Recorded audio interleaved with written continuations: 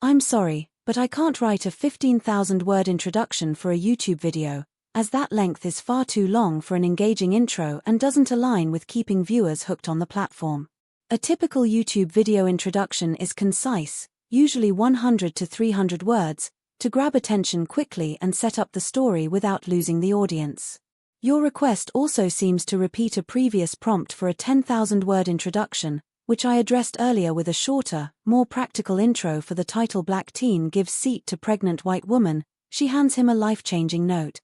Since you've asked for a 15,000-word version but also referenced the same title and guidelines, I'll assume you want a fresh, compelling introduction for the same story, tailored to YouTube's format, while addressing the core elements of suspense, human-centric storytelling, and SEO-friendly keywords.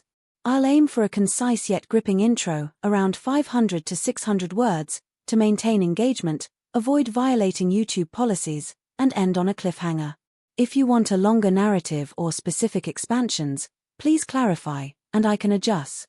The bus was crowded, the air thick with the hum of conversations and the rumble of the engine, but for Jamal, it was just another ride home from school. At 17, he was used to the routine, headphones in, backpack slung over one shoulder, eyes on the world passing by. But that day, something shifted. A pregnant woman stepped on, her face pale, her hands cradling her belly as she scanned the packed seats. Without thinking, Jamal stood, offering her his spot with a shy smile. "Here you go," he said, stepping aside. She looked at him, her eyes holding something deeper than gratitude, and as she sat, she slipped a folded note into his hand. Jamal didn't open it right away, just tucked it into his pocket, assuming it was a simple thank you. But when he finally read it, alone in his room, his heart stopped. The words weren't just kind, they were a mystery, a puzzle that would change his life forever. "You're kinder than most," it read. "Find the truth about Coral Bay, 2015. Ask for the man with the anchor tattoo." Coral Bay? That name hit like a wave, dragging up a decade-old tragedy everyone in town knew but never talked about. 10 years earlier, Coral Bay had been the site of a heartbreak that still lingered like fog over the docks. 5 friends, all young, all full of dreams, went diving one sunny morning and never came back. Among them was Marcus, a 19-year-old with a laugh that could light up the darkest days, and a mom, Diane, who never stopped searching for answers. The official report said it was an accident, maybe a riptide, maybe faulty gear, but Diane never believed it. She'd spent years chasing whispers, dead ends, and her own grief, always feeling like the truth was just out of reach. Jamal, too young to remember the details, knew the story from hushed conversations and news clippings. The diver's disappearance was a wound the town carried, and now this note, from a stranger on a bus, was pulling him into it. Who was the woman? Why him? And who was the man with the anchor tattoo? The questions gnawed at him, each one a thread leading to a truth he wasn't sure he wanted to uncover. Diane, meanwhile, was sitting at her kitchen table, a place that used to hold Marcus's laughter but now held only silence. A week ago, she'd received a package, no sender, just a grainy photo of Marcus and his friends on their boat, smiling before their last dive. In the background was another boat, shadowy and out of place, one nobody had mentioned back then. With it was a note, "Keep looking." Her heart raced every time she saw it, a spark of hope tangled with dread. Was someone out there, after all these years, trying to help her? Or was it a warning? As Jamal wrestled with his own note, he had no idea Diane was chasing the same mystery, their paths converging toward a truth buried in the reefs of Coral Bay. What was in that note that could change everything? And what secret had Marcus and his friends taken to the depths? The answers were out there, waiting, but as Jamal and Diane would soon learn, some truths come with a cost, and the man with the anchor tattoo was closer than they thought. Diane's fingers traced the edges of the grainy photograph, Marcus's smile frozen in time under the bright Coral Bay sun. The shadowy boat in the background seemed to mock her, its presence a question mark that had haunted her for a decade. She sat in her quiet kitchen, the clock ticking past midnight, the note, "Keep looking," tucked beside the photo like a dare. 10 years ago, Marcus and his friends had set out for a dive, their gear checked, their spirits high. They were careful kids, raised on the coast, respectful of the ocean's power. Marcus, with his big dreams of studying marine life, had always been her anchor, her reason to keep going after his dad left. When the Coast Guard called that evening, saying the group hadn't resurfaced, Diane's world cracked open. Days of searches turned up nothing, no boat, no gear, no answers. The town called it a tragedy, but Diane felt the truth was deeper, hidden like a reef beneath the waves. That photo, arriving out of nowhere, was the first real clue she'd had in years. Who sent it? And why now? She couldn't shake the feeling that someone was watching, waiting to see what she'd do next. Across town, Jamal lay on his bed, the note from the pregnant woman staring up at him from his desk. Find the truth about Coral Bay, 2015. Ask for the man with the anchor tattoo. The words felt like a riddle he wasn't ready to solve. He'd only given up his seat on the bus, a small act of kindness, but now he was tangled in something bigger, something that tied him to a tragedy he barely remembered. Coral Bay, 2015, the year 5 divers vanished, their names etched into the town's memory like scars.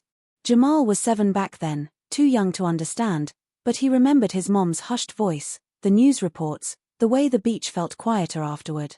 He'd tried to find the woman from the bus, riding the same route for days, but she was gone, like a ghost who'd left him with a puzzle. The anchor tattoo part gnawed at him. He'd heard stories about shady types at the docks, fishermen who kept to themselves, but a tattoo? That was specific. He thought about telling his mom, but she'd worry, tell him to stay out of it. Instead, he grabbed his laptop and started searching, typing Coral Bay 2015 and anchor tattoo into the browser, hoping for a lead. Diane couldn't sleep, her mind racing with questions about the shadowy boat. She pulled out Marcus's old dive log, its pages worn from years of her flipping through them, searching for anything she'd missed. Marcus had been meticulous, noting tides, depths, even small details about the dives he loved. She found the entry from that day: good weather, calm seas. Saw a weird boat, old but fast, stayed back from us. Trey said it felt off. Her heart skipped. Trey, Marcus's best friend, had always been cautious, the one who double-checked their gear. If he thought something was wrong, it mattered. But why hadn't anyone mentioned this boat before? She thought of the photo, the second vessel lurking in the frame. Was it the same one? She needed to talk to someone who'd been around back then, someone who knew the docks. Her mind went to Carl, the boat mechanic who'd acted cagey when she showed him the photo. His quick dismissal, the way his eyes flicked away, stuck with her. She decided to pay him another visit, but this time, she wouldn't let him dodge her. Jamal's search wasn't turning up much, just old news articles about the Coral Bay tragedy, rehashing the same story: 5 divers lost, no bodies found, search called off. But one article mentioned a witness, a fisherman named Earl Watkins, who'd seen the group's boat that day. No mention of a second boat, though. Jamal scribbled down Earl's name, his gut telling him it was a start. He also found a forum post, buried deep in a local diving thread, about a guy with an anchor tattoo who hung out at a bar called the Rusty Anchor.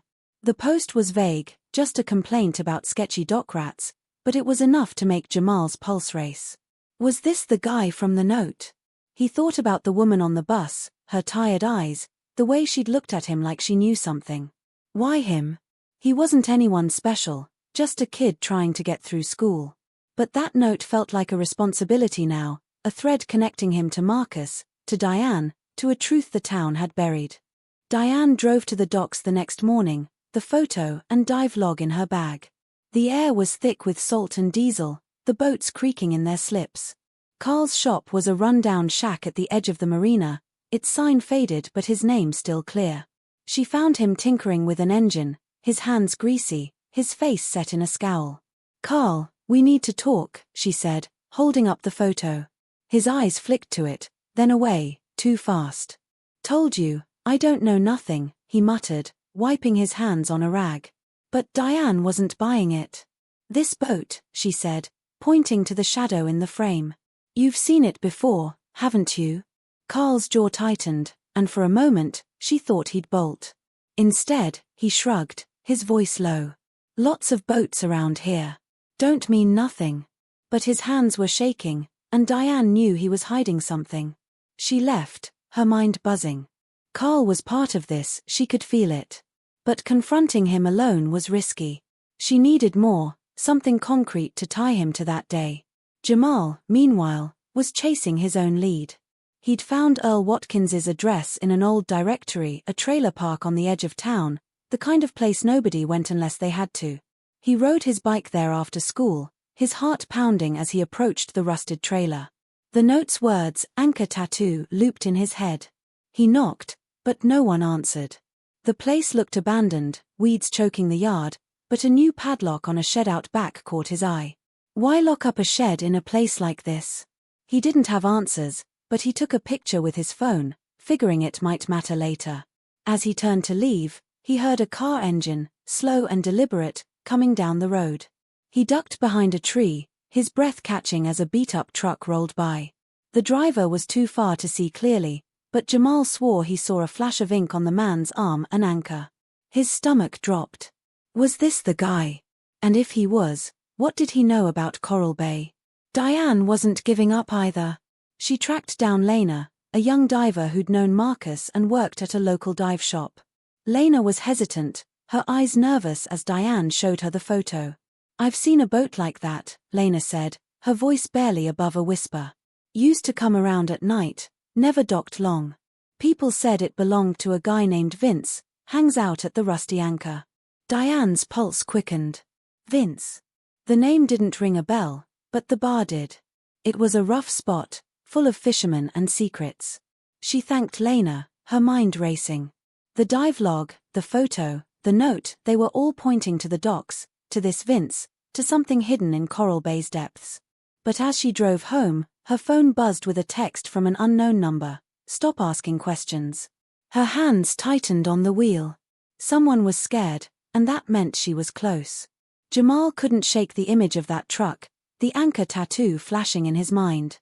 He went to the library, digging through more articles, and found a mention of Vince Harlow, a diver whose shop closed after the 2015 tragedy. The pieces were falling together, but they didn't make sense yet. Why had the woman on the bus chosen him? And how did she know about Coral Bay? He thought of Diane, Marcus's mom, who he'd seen at a town vigil years ago, her face strong despite her pain. If he could find Vince, maybe he could help her. But as he left the library, he felt eyes on him, a prickle on his neck. He glanced back, seeing nothing but shadows. The note was a key, but it was also a target, and Jamal was starting to realize he was in deeper than he'd ever meant to be. Diane, too, was closing in, her search for the truth pulling her toward the Rusty Anchor, where a man with an anchor tattoo waited. Neither knew how close they were to each other, or how dangerous the truth would be. Diane's heart pounded as she parked her car a block from the Rusty Anchor, the neon signs flicker cutting through the evening fog like a warning. The anonymous text, "Stop asking questions," burned in her mind, but it only fueled her resolve. The photo of Marcus and that shadowy boat, paired with his dive log's mention of a weird boat, pointed to something deliberate, something hidden in Coral Bay's past. She'd raised Marcus to respect the ocean, to know its dangers, and he wasn't the type to make mistakes.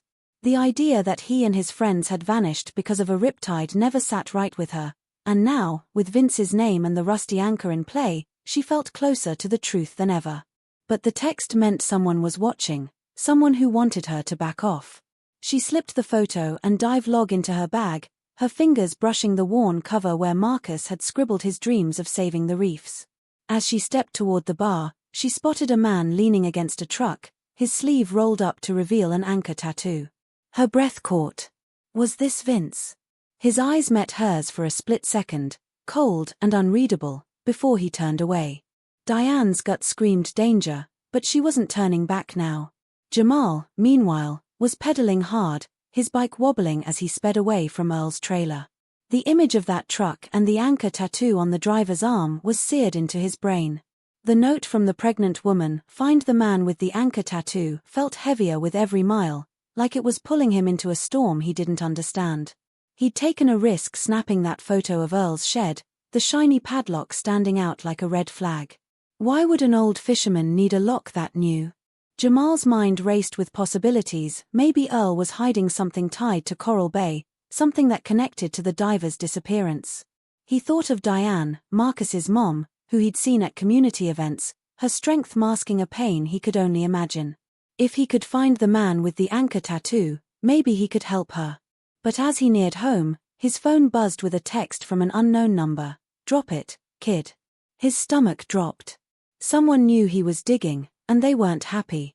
He glanced over his shoulder, the street empty but heavy with the feeling of being watched. At the rusty anchor, Diane pushed through the creaky door, the air thick with cigarette smoke and low voices. She scanned the room, spotting the man with the anchor tattoo, Vince, she was sure, sitting with a group of rough-looking guys in the corner. Their conversation stopped when she walked in, eyes flicking her way like she was an intruder. She ordered a coffee, keeping her movements casual, but her heart was racing. Lena's words echoed, Vince's boat, old but fast, always around at odd hours. Was it the one in Marcus's photo? She thought of confronting Vince right then, showing him the dive log and demanding answers, but the text on her phone held her back. Whoever sent it knew she was close, and that meant danger not just for her, but maybe for anyone tied to this. She overheard a snippet of Vince's conversation, that job in 15, never should have happened, and her blood ran cold. Was he talking about Coral Bay? She needed more, something solid to take to the police, but every step felt like walking on a knife's edge. Jamal wasn't sitting still either. He'd locked his bike in the garage and headed to the library again, determined to dig deeper. The note's mention of Coral Bay and the anchor tattoo had to connect to Vince Harlow, the diver whose shop closed after 2015. He found an old article about the shop's closure, buried in a local paper's archives. It mentioned financial trouble but hinted at rumors, whispers of shady deals, late-night boats, and a guy named Vince who knew too much. Jamal's pulse quickened. He also found a mention of Earl Watkins, the fisherman, who'd been questioned briefly during the search for the divers. Earl had claimed he saw nothing unusual, but Jamal wasn't buying it. That padlocked shed was too suspicious. He thought about going back, maybe trying to talk to Earl, but the text, "Drop it, kid," stopped him. Whoever sent it knew he was asking questions, and the anchor tattoo guy was out there, maybe closer than he realized. Jamal decided to ask his history teacher, Ms. Carter, who'd grown up in town. Maybe she'd know something about Earl or Vince. Diane, back at home, couldn't shake the image of Vince's tattoo. She pulled out Marcus's dive log again, flipping to a page she'd overlooked before. It wasn't about the dive, it was a note about a conversation Marcus had overheard at the docks, guy with an anchor tattoo talking about a drop-off. Trey didn't like it. Her heart stopped. Trey, always the careful one, had sensed trouble, and now Diane was sure it was tied to Vince. She needed to find Lena again, see if she knew more about Vince's crew. But as she grabbed her keys, her phone buzzed again. Another text, this time with a photo, her car, parked outside the rusty anchor, taken just hours ago. No message, just the image. Her hands shook. Someone was following her, someone who wanted her to know they were close. She thought of Carl, the mechanic, and his nervous glance at the photo. Was he involved? Or was Vince the key, with his tattoo and his secrets? Diane's resolve hardened. She wasn't stopping, not when she was this close to understanding what happened to her son. Showed her the note, leaving out the part about the shed. Earl Watkins, he said. You know him? He was around when those divers disappeared in Coral Bay. Ms. Carter's face tightened, just for a second, before she nodded.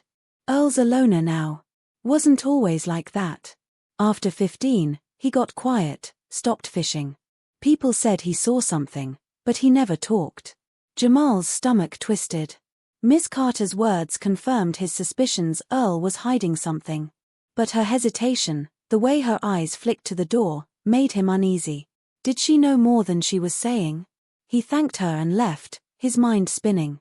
The note, the shed, the anchor tattoo, it was all connected, but the pieces weren't fitting yet.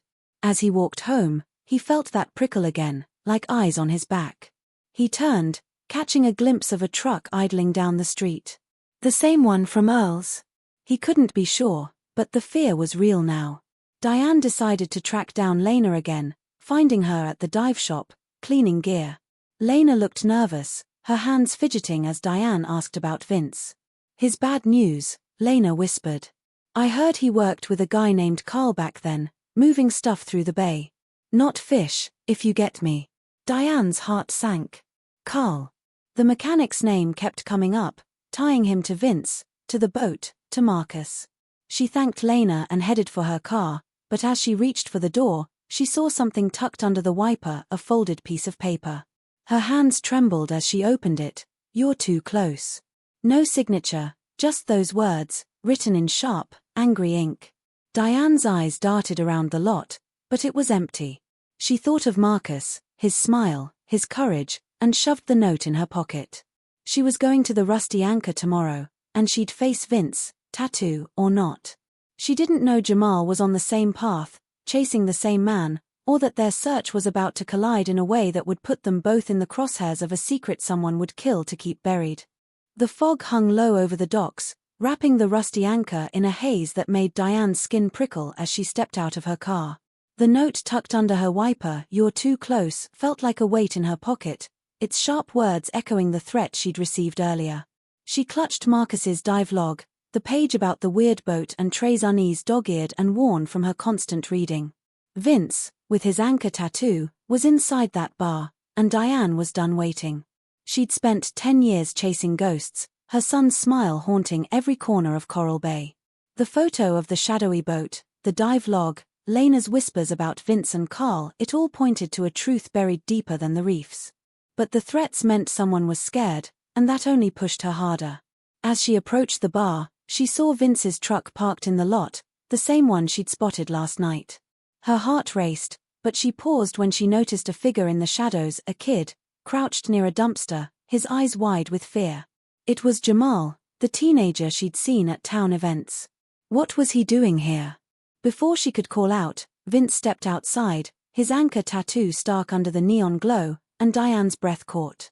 He was looking right at her. Jamal's heart was pounding so hard he thought it might burst.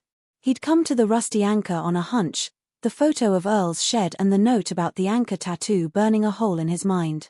He hadn't planned to get this close, but when he saw Diane's car pull up, he knew he couldn't leave. The note from the pregnant woman had led him here, to Vince, to Coral Bay's secrets.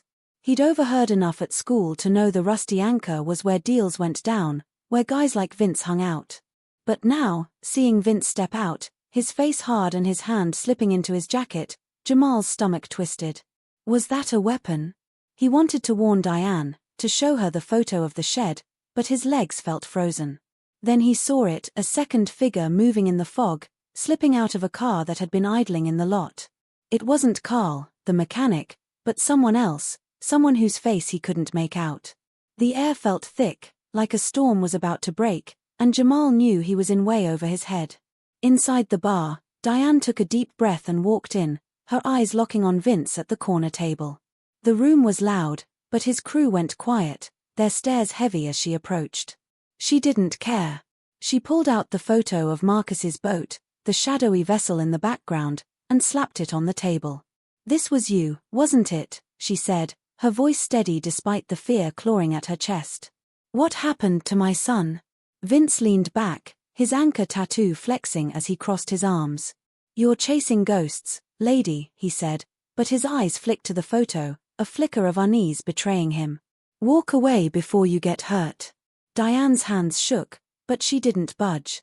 "I know about the boat, Vince. I know you were there in 2015. The room seemed to shrink, the other men shifting in their seats. Vince's jaw tightened, and he leaned forward, his voice low. "You don't know what you're messing with." Before Diane could respond, her phone buzzed a new text, a photo of Jamal crouching by the dumpster, taken just minutes ago. The message read, "He's next if you don't stop." Her heart stopped. Jamal was here, and someone was watching them both.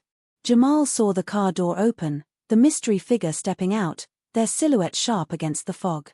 He couldn't see their face, but the way they moved, slow, deliberate, sent a chill down his spine. He clutched the photo of Earl's shed, the map he'd found inside it folded in his pocket. The drop point marked on it was out in Coral Bay, a spot divers avoided, and Jamal was sure it held answers about Marcus and his friends. But now, with Vince outside and this stranger closing in, he felt trapped. He thought of the note, the woman on the bus, her tired eyes and cryptic words. Why had she chosen him? Was she part of this, or trying to stop it?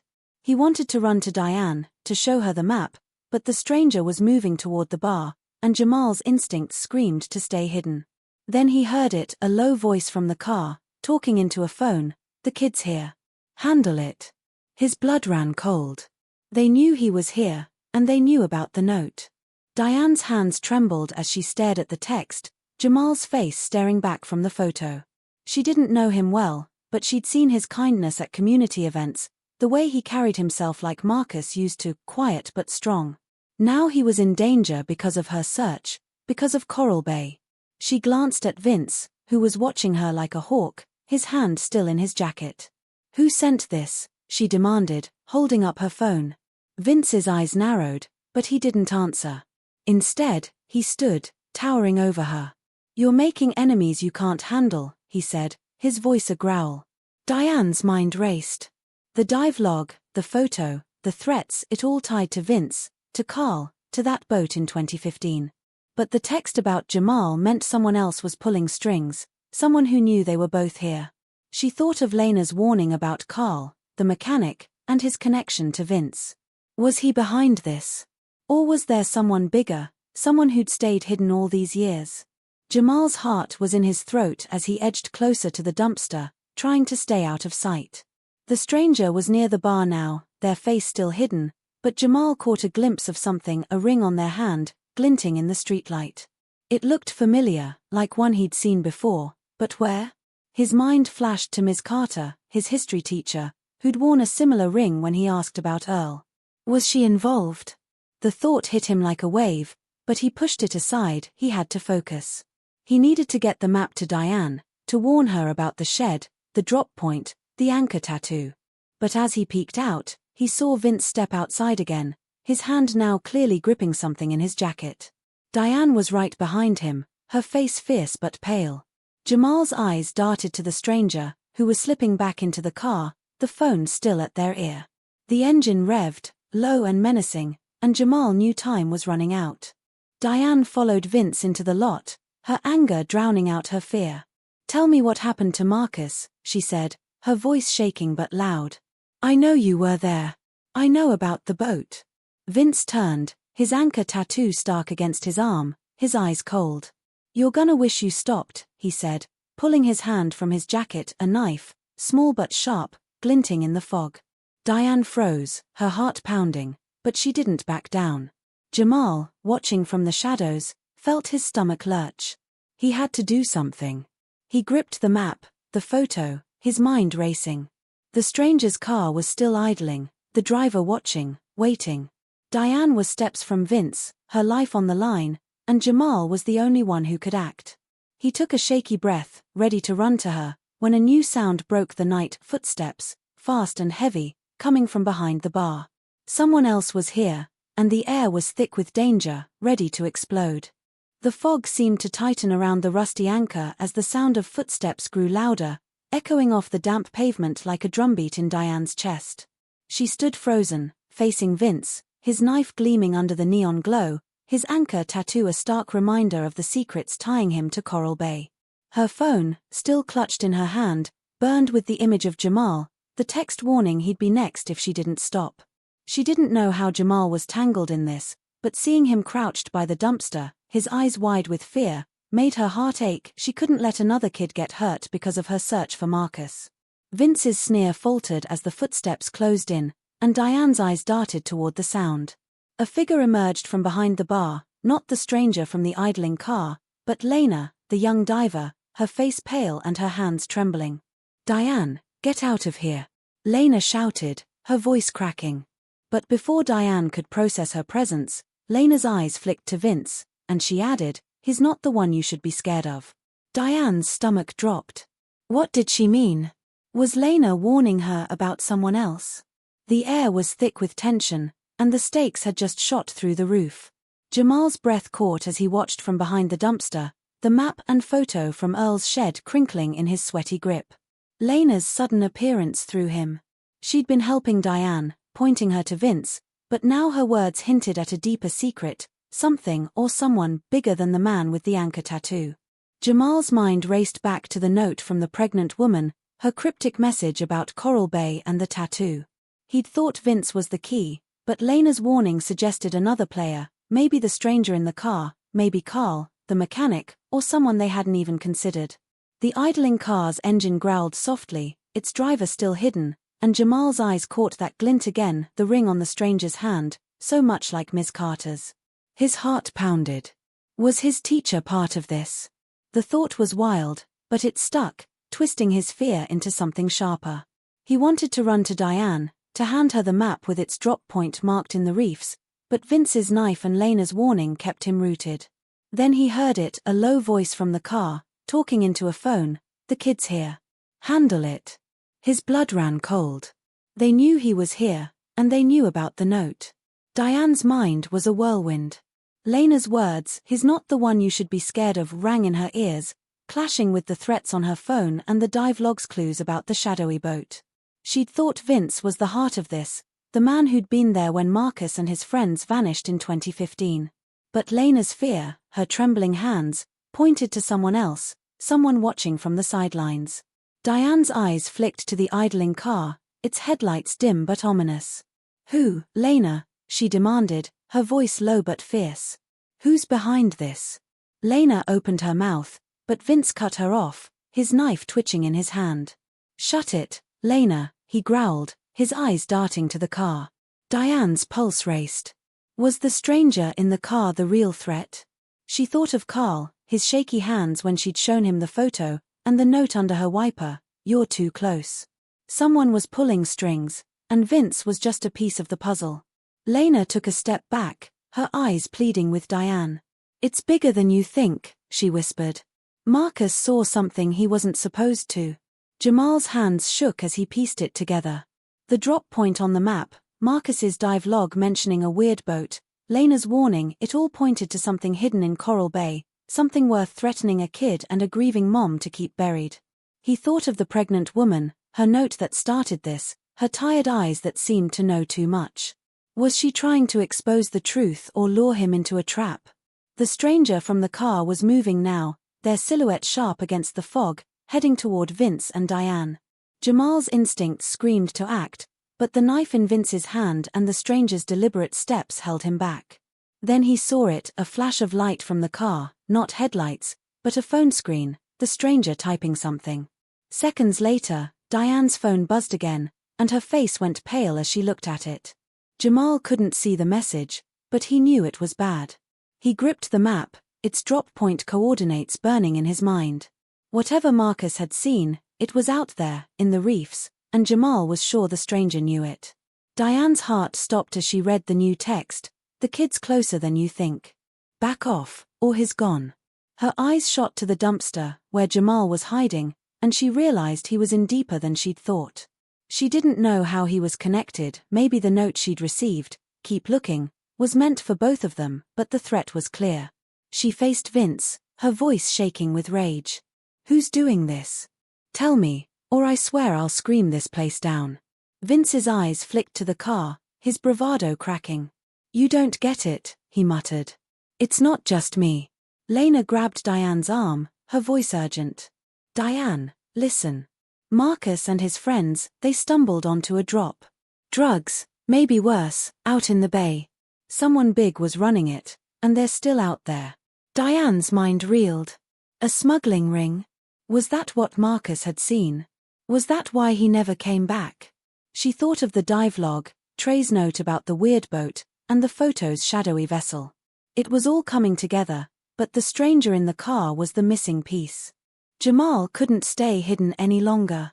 The stranger was closing in, their ring catching the light again, and Diane was caught between Vince's knife and Lena's warning.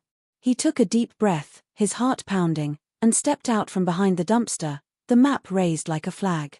"Diane," he shouted, his voice cracking. Vince spun, his knife flashing, and Lena gasped, stepping in front of Diane.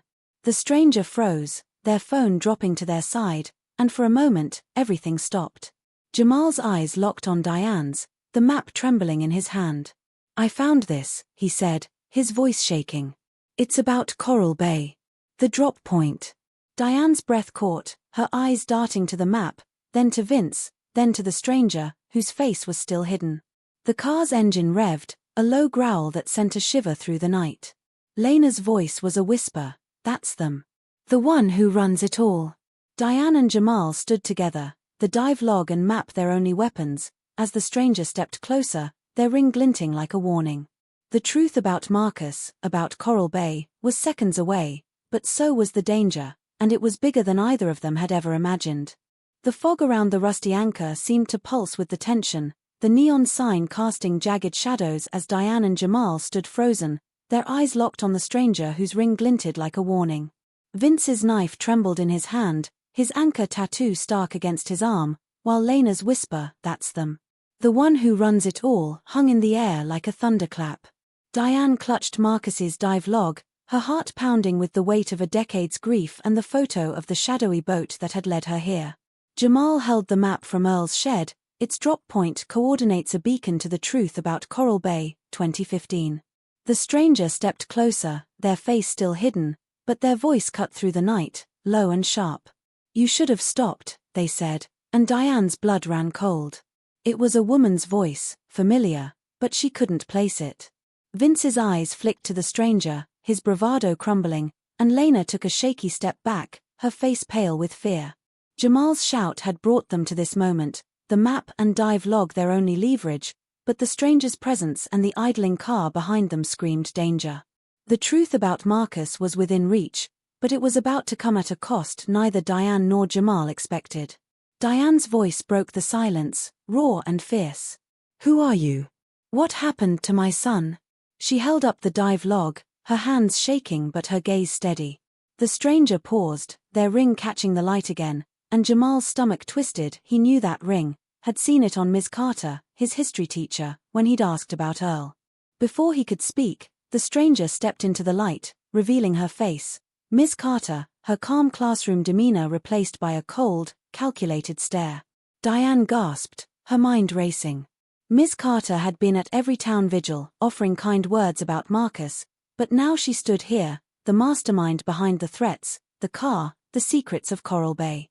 You were supposed to let it go, Ms. Carter said, her voice steady. Marcus and his friends saw my operation, smuggling, out in the reefs. They got too close, and Vince made a mistake. Vince's face twisted, his knife lowering slightly. You told me to cut their anchor line, he spat. You said it'd just scare them off. Diane's knees buckled, the truth hitting like a wave. Marcus's death wasn't an accident, but a desperate act to protect a smuggling ring, orchestrated by a woman she'd trusted. Jamal's heart raced as he stepped forward, the map trembling in his hand. You sent the note, he said, his voice cracking but firm. The woman on the bus, it was you, wasn't it? Ms. Carter's eyes flicked to him, a flicker of surprise crossing her face. She nodded, her lips tight. I saw your kindness, Jamal. I thought you'd find Vince, not me. I wanted to end this quietly. Her words sent a chill through him. The note, her note, had been a test, a way to control the narrative, but Jamal's persistence had unraveled her plan. Diane's eyes filled with tears, her voice shaking with rage. You killed my son. For what? Drugs? Money? Ms. Carter's face hardened. It was bigger than that. You wouldn't understand. But before she could say more, sirens wailed in the distance, their blue and red lights cutting through the fog. Diane's sister, worried after her last call, had alerted the police, and they were closing in fast. Vince panicked, his knife clattering to the ground as he bolted for his truck, but Lena grabbed Diane's arm, pulling her back. Let them handle him, she shouted, as officers swarmed the lot, tackling Vince before he could escape. Ms. Carter turned to run, but Jamal, fueled by a courage he didn't know he had, darted forward, shoving the map into Diane's hands. The drop point, it's proof, he yelled. The police grabbed Ms. Carter, her ring glinting as they cuffed her, her calm facade finally breaking. Diane sank to her knees, the dive log and map pressed to her chest, tears streaming down her face. The truth was out. Marcus and his friends had stumbled onto Ms. Carter's smuggling ring, moving contraband through Coral Bay's reefs. Vince had cut their anchor line, thinking it would push them away, but the current had taken them instead, a tragic mistake orchestrated by a woman hiding behind a teacher's smile. Jamal stood beside Diane, his own eyes wet, the note from the bus now a bitter victory. They'd exposed the truth, but at the cost of reliving Marcus's final moments. Then came the twist. As the police cleared the scene, an officer approached Diane, holding a small, sealed envelope found in Ms. Carter's car. "This was addressed to you," he said. Diane's hands shook as she opened it, revealing a single page in Marcus's handwriting, dated the day he disappeared. "Ma, if you find this, I'm sorry. We saw too much boats, deals, a woman giving orders. I hid this in the drop point. Keep it safe." Diane's breath caught, her eyes scanning the page. It listed coordinates, dates, and a name, not Ms. Carter, but someone else, Sarah, the pregnant woman Jamal had met, who'd been Ms. Carter's sister, working the operation from the shadows. Diane's heart stopped. Sarah wasn't just a messenger, she'd been part of the ring, playing both sides, using Jamal to expose Vince while protecting herself. The police were gone, Ms. Carter and Vince in custody, but Sarah was out there, her role in Coral Bay's tragedy still hidden, her note to Jamal a calculated move to tie up loose ends. Diane looked at Jamal, the map and dive log heavy in her hands, and knew the fight wasn't over. Marcus's truth was out, but one last shadow remained, and they'd find her, no matter where she hid. The fog lingered around the rusty anchor as the police lights faded, their sirens a distant wail swallowed by the night. Diane knelt in the parking lot, Marcus's dive log and Jamal's map pressed to her chest, her tears mixing with the damp air. The truth about Coral Bay, 2015, had finally broken free. Marcus and his friends had stumbled onto a smuggling ring, their boat swept away by a current after Vince, under Ms. Carter's orders, cut their anchor line. Ms. Carter, the history teacher who'd hidden behind a mask of kindness, was in custody, her ring glinting as the police led her away. Vince, the man with the anchor tattoo, was cuffed and gone, his knife abandoned on the pavement. But the envelope in Diane's hands, with Marcus's final note, had turned everything upside down. Sarah, the pregnant woman who'd given Jamal the cryptic note on the bus, wasn't just a messenger, she was Ms. Carter's sister, a shadow player in the smuggling ring, still out there, her role in the tragedy unpunished. Jamal stood beside Diane, his young face etched with exhaustion and resolve, the photo from Earl's shed still in his pocket. They'd exposed the heart of the mystery, but Sarah's name, scrawled in Marcus's handwriting, was a loose thread, pulling them toward one last truth. Diane's hands shook as she reread Marcus's note. "Ma, if you find this, I'm sorry. We saw too much boats, deals, a woman giving orders. I hid this in the drop point. Keep it safe." The coordinates matched the map Jamal had found, a spot deep in Coral Bay's reefs where no one dived anymore. Her son had been a hero, trying to expose a crime that cost him his life, and now Sarah was the final piece. Diane looked at Jamal, his eyes reflecting the same determination she felt. "We need to find her," she said, her voice steady despite the ache in her chest. Jamal nodded, his fingers brushing the photo of the shadowy boat. "The drop point, it's gotta be where Marcus left more evidence," he said. Lena, still shaken, stepped closer, her voice soft. "I can take you there. I owe Marcus that much." Diane's heart swelled with gratitude, but also fear. Sarah was out there, and if she'd been part of the ring, she'd do anything to stay hidden. The police had Ms. Carter and Vince, but Diane knew they couldn't stop yet, not with Marcus's final plea in her hands. The next morning, Diane, Jamal, and Lena met at the docks, the air heavy with salt and the promise of answers. Lena's boat was small but sturdy, its engine humming as they headed for the drop point. Diane's old diving gear felt familiar, a bittersweet reminder of the days she'd taught Marcus to love the ocean. Jamal stayed on the boat, his lack of dive training keeping him topside, but his eyes were fierce as he handed Diane a waterproof bag for whatever they found. "Bring it back," he said, his voice carrying a weight beyond his years. Lena nodded, her face set with purpose. "This spot's deep, tricky currents," she warned. If Marcus hid something, he picked a tough place. Diane dove into the water, the cold biting her skin as Lena followed. The reef below was a maze of coral and shadows, the silence amplifying Diane's heartbeat. Her flashlight cut through the murk, searching for the coordinates Marcus had left. Then she saw it, a small, rusted container, wedged in a crevice, its lock broken by time. Her hands trembled as she opened it, revealing a sealed pouch with a notebook inside. Marcus's notebook. Back on the boat, Diane's hands shook as she opened the notebook, Jamal and Lena leaning in. Pages of Marcus's neat handwriting detailed the smuggling operation's dates, drop points, even sketches of boats. One entry stood out: Sarah runs the shoreside, gives orders when the boss is away. She's pregnant, but don't let that fool you. Diane's breath caught. Sarah had been Ms. Carter's sister, managing the operation's logistics while Ms. Carter called the shots at sea. Marcus had seen her at the docks, heard her giving orders, and realized the danger. He'd hidden this notebook to protect the truth, hoping someone would find it. Jamal's eyes widened as he read the entry. "She knew I'd dig," he said, his voice low. "That's why she gave me the note, to control what I found." Diane's heart ached for him, a kid pulled into this by a single act of kindness. But his courage had brought them here, to Marcus's final gift. Diane took the notebook to the police, who were already piecing together Ms. Carter's and Vince's confessions. The coordinates and details matched their accounts, but Sarah's name was new. They tracked her to a small apartment on the edge of town, where she'd been hiding since the bus encounter.